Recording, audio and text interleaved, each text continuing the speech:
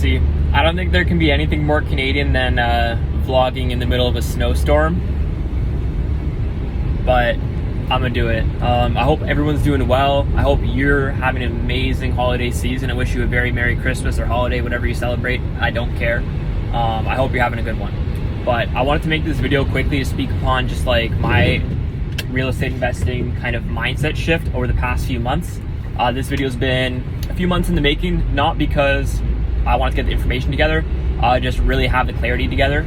It's very difficult kind of doing things when you're running around 24/7, and holidays gave us a kind of good break to kind of settle down and get my thoughts all in one spot. I didn't want to ramble. Less of a vlog style for this video. Next one's gonna be more of a vlog style. In the last video I left off saying that we're gonna visit the potential pre-construction condominium in Burlington that I was looking at. Once I reanalyzed the deal, I realized that I'm paying a ton of money, without swearing, a ton of money for something that is essentially a closet, right? A glorified closet, sub 1,000 square foot closet in a large building, right? Whereas you're going to pay maintenance fees and other things as well. So I'm going to say the kind of cons to the pre-construction deal as a whole, as to kind of why I'm not investing in them anymore, or looking to invest in them anymore. And I'm shifted my kind of search to find a rental property of the duplex, triplex, fourplex variety in a different area, of course, to kind of make my dollars stretch.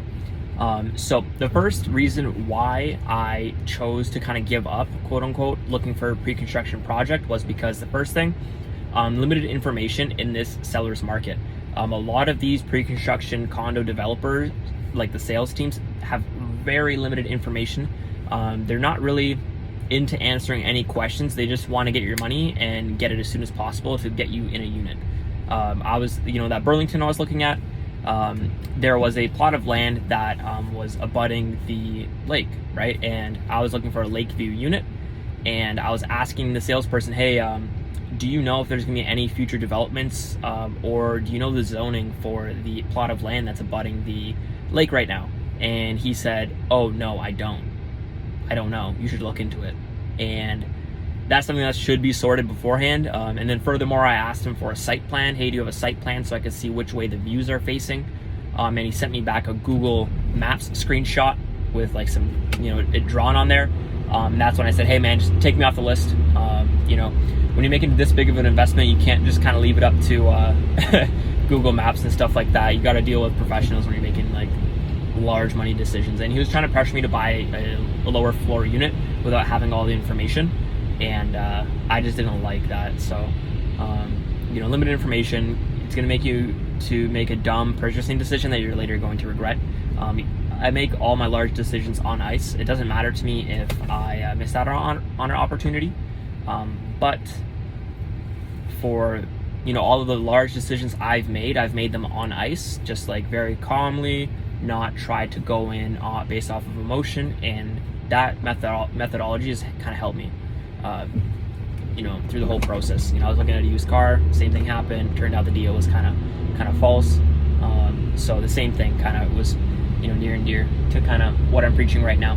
So, what's it called? So yeah, an extension of having limited information and being pressured to buy right away without having like an inch of any information. Furthermore, upon completion of the project, the builder can basically mandate that you don't end up paying your mortgage. It's like a tentative occupancy, which basically means that you need to start paying the builder for your unit and essentially rent your unit that you've already put a large down payment on. You're renting it from the builder, so the builder's collecting rent from all the units until it reaches substantial completion, and you're awarded the title from the city, which basically means that you're paying a large down payment to essentially be a tenant in your own building.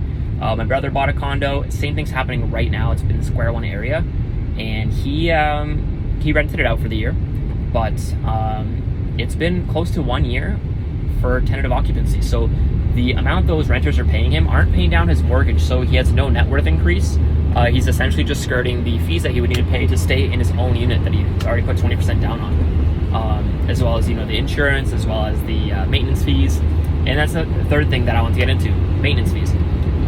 That's a fee that's going to be continually increasing as the building ages. And then furthermore, that's something that's not going to be adding to your net worth. Whereas when you have your own property, yes, there will be maintenance costs that you need to factor into it. But at the end of the day, those maintenance fees, let's say it's a furnace. If you buy a brand new furnace for a rental property, it ends up being a value add. Whereas for a condo, you won't need to say, hey, I've been paying my maintenance fees for 12 months without a hiccup, because the person buying it doesn't really care. It's not a value add for them, so those dollars are literally getting thrown in the trash. Yes, you're getting amenities and pools and this, that, and the other, which is a large plus, but that gives you no net worth increase. And that's kind of my main focus with this investment, just increasing my net worth and leveraging my money in the real estate game. So after all those things kind of got factored in, and the condo market just kind of priced me out, I was looking at a 1+ den for 500s, and that was kind of where I was comfortable at. And right now it's like, even stone throw from my house where I'm living right now, they're going for like 650, and the area isn't a downtown core. It's a suburban neighborhood where a whole house will go for $1 million. So I don't understand why a condo is going to go for so much. And the thing as well is that these prices have future appreciation factored in, meaning that they're not pricing it based off what a unit is priced at right now. They're pricing at, okay, in 5 years, once this thing reaches substantial completion, how much is it going to be worth? So they're already marking it up based on the substantial completion, like the appreciation rather. So you're really playing a game to see, okay, am I going to be able to time the market at the right time to buy this right now? And all those things being factored in, you can't really get a deal. So again, whenever there's high pressure to buy something so large, that always turns me off. But that could have just been the agent, whatever. But I've been trying to look for one for over a year. Imagine, the amount of capital appreciation I could have seen on my money if I had already bought on a deal last year. I can tell you for free, it'd be, 50,000. So, it's pretty wild to say, if I was able, I had the money able to put down on a deal, but I just couldn't source one 12 months ago, and I would have been a lot better off, right? So that's kind of why I'm looking to buy a rental property. I was looking at one in Kitchener. I'll post up just kind of a few of the photos as I'm speaking over this. It was listed for $429, and it was a triplex, very close to the downtown core of Kitchener. Kitchener's up and coming, commuter kind of city. It's further from, where I'm from, Mississauga, but it's, a great spot to find a cash flowing property. And this one being priced at $429, it had lots of potential. That being said, the inside was nearly a whole gut job that needed a whole ton of renovations, but already had 2 tenants in there. So, I would be able to live in one of the units, be able to put only 10% down payment on the property, which would make my kind of cash out of pocket $47,500. And then on top of that, renovations. I would say $47,500 because I put an offer in for $475,000. Spoiler, I did get outbid, but I will get into that afterwards. And with all those things being factored in, I could live in one of the units and rent out the other 2, and I would have no mortgage, and I would even be making a little bit of money month to month, which was crazy. It was a very good deal. It was one of the first ones that I found and we went to go see. And it was an amazing deal because this week one popped up. I'll pop it up as well. It was a 4plex, so it was one extra unit, but it was more than double the price. It was listed for $995. The interior finishes maybe weren't shown, and I assume that the interior finishes were a lot better, but it's a similar building with 25% more occupancy. And this first one I found was an amazing wedge deal that I could have a lot of equity on already, and I could pull that for my primary residence if I did want to relocate somewhere closer to where I am now. That's kind of my plan, to buy a rental property, rent it out, build up that equity, take the equity out, and then purchase either another rental or another place that I want to live, whether it be a condo or whatnot. But that'll just give me time as well as just some breathing room to make a decision. Whereas I feel it's smartest right now to find a rental property before settling down in your primary dwelling. Just because, in this housing market right now, it's unprecedented how much appreciation we're going to be seeing, just because, the amount of money and inflation we're going to be seeing in the next few years. And you own a plot of land, whereas a lot of these condos, you're not owning any land, and land value is scarce and limited. and that's something that's not going to go anywhere. Whereas some of these condo buildings that are a couple years old, nobody wants to live in them. Whereas a house, you can renovate it, make it look like $1 million, and people will want to live there. Even condo units that I've seen, they look like $1 million inside, and as soon as you see the building, you're like, oh man, I would never want to pull into that building, even if my unit is spectacular. I would never want to be caught dead pulling into that building. And I was like, why would I assume that somebody my age would want to do the same thing, years down the line, if I don't want to do that right now? So that's kind of why I'm looking again into the triplex. But yeah, so it was an amazing deal. I did get outbid. Reason being is because they put a unconditional offer, which is a firm offer, quote unquote. That's what they're called in the industry. I'm still learning all this stuff. I basically went to the bank, got a what is it called, a certified check, a money draft, whatever, $20K to put in with my offer. I was super excited. I was like, damn, this stuff's getting real. But I waited a couple days, and I offered, what was it, 40K, 45K over asking, because the asking price was $429, and offered $475, and the other party offered $485 without conditions. The reason I put conditions first off was for viewing. They did not show the basement unit, which they said that there was some complications down there, and also I didn't want to buy something that I couldn't see. So that was the first thing. Second thing, conditional upon financing. I did not want to lose my down payment, or deposit rather. So 20K is a large chunk of change, so I did want to make it conditional upon financing, because heaven forbid that the financing doesn't go through. I don't want that 20K to vanish, grow a pair of legs and walk off. And the third condition, I said, viewing, financing, and inspection. It was an older building. It was built in 1920.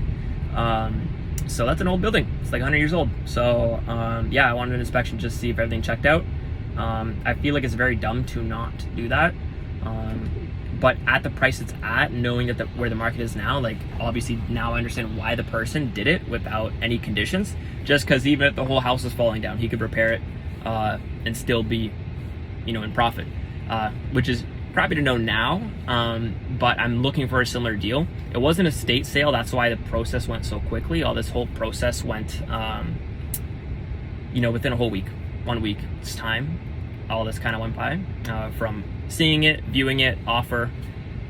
I viewed it and put the offer. I got the check in the same night I needed to, which is kind of crazy, but yeah, that's primarily why I want to get the rental property, is to diversify risk. Because let's say we have the same assets, whether it be a central location such as Mississauga, or a not so central location such as Kitchener. Kitchener, I'm gonna have a $500,000 asset, let's say even $600,000, whatever it may be. Let's just call it 500K just to, I like round numbers. If it's the same 500K asset in both circumstances, then in Kitchener, I'm gonna have 3 tenants being able to rent that space out. Whereas in Mississauga, I'm only gonna be able to have 1 tenant. Which means my risk is more diversified, and I have a lot less risk exposure, because let's say one of those tenants in Kitchener doesn't decide to pay. The mortgage I can still handle on its own because I have 2 other spaces renting it out. Furthermore, let's say I'm in one of the spaces and I have 2 tenants, right? I'm gonna have somebody still helping me regardless. Let's say, something happens, person can't pay, they're there. It takes a couple months to get a person out. And I don't wanna be paying for a unit that I can't, sustain. Let's say I move somewhere else. So let's say in the Mississauga example, if somebody, stopped paying and I was living somewhere else, that'd be a huge burden on my expenses because that one primary tenant isn't paying. Whereas in Kitchener, I can live there, okay? That's a huge thing, live for free, essentially, and have 2 tenants. And so if one of them doesn't pay, then I'm still okay because the other one's paying. It's not a massive mortgage payment where it's overburdened that I can't pay it on my own. That was another thing as well. I didn't want to take out a huge mortgage as to where, like, I want to be able to say, hey, if these tenants don't even pay, I can still handle all the expenses all by myself through my income. So that was a large thing that I was factoring into these offers as well. There's a lot of expenses that come with it, and just like knowing that, hey, if shit hits the fan, I can still pay for all this and I won't go belly up because my income's in order and my savings are in order. But yeah, diversifying risk, still having a place to live. And just like you know, having a tangible asset. I feel like a home is more of an asset than a condo is, just because you have more control over it. I've always been a control freak. I'm not afraid to say it. I always find when I leave things up to chance, they usually never end up going my way. So that's kind of why I tend to be a control freak about things.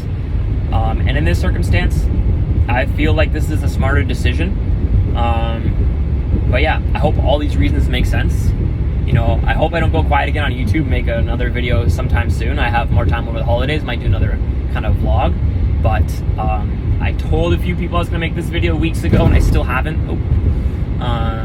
But yeah, I hope you have an amazing holidays, and I hope you kind of watch the other video if this video doesn't make sense. But, you know, have a good one, and like, subscribe, do all that cool stuff. If you have any questions, be sure to comment them down below. I always check the comments. So, you know, 15 minutes talking at the screen. If you're still watching this, you're a fucking champ, and I want you to have an amazing day.